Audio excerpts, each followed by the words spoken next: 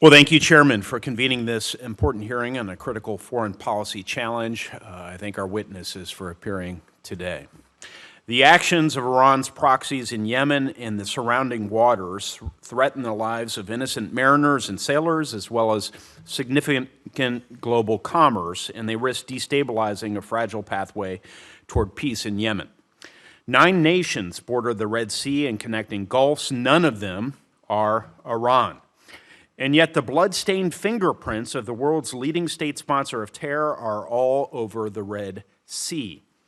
Whether it be material support to the Houthis in Yemen or whether it be other means of direct support using its intelligence and command and control apparatus to enable the actions of the Houthis, these actions are having a cascading, destabilizing effect on food security in Africa, global energy prices, and the dreams of millions of Yemeni people to rebuild their society and lives.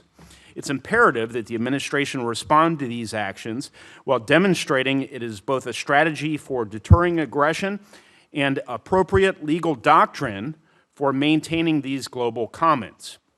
To date, I have not seen such a strategy put forward. I'm encouraged that the Foreign Relations Committee will be holding 2 hearings this week on Iran's destabilizing activities across the region. But I must also point out the lack of public committee action on these and other questions since Hamas attacks on Israel on October 7.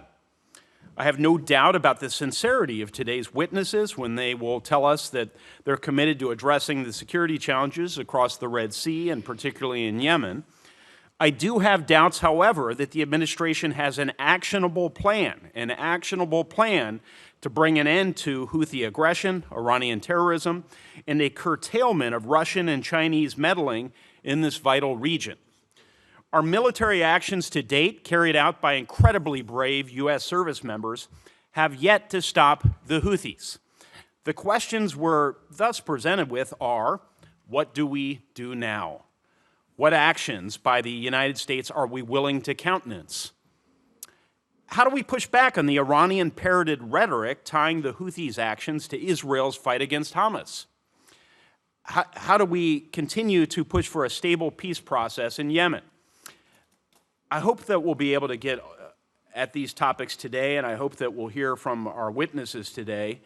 What we hear will help us all better understand how the administration plans to ramp up its response to finally take seriously the need to respond adequately to the threats facing the Red Sea. Finally, I'd like to mention the names of Navy Special Warfare Operator First Class Chris Chambers and Navy Special Warfare Operator Second Class Nathan Gage Ingram. And I'd like to acknowledge and offer my sincerest sympathies to their families. These men came from families of veterans, all of whom understand sacrifice, but they're nonetheless in our hearts.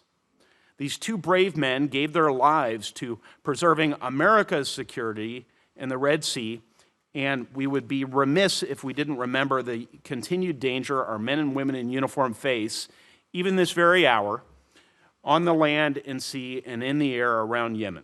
Thank you, Mr. Chairman.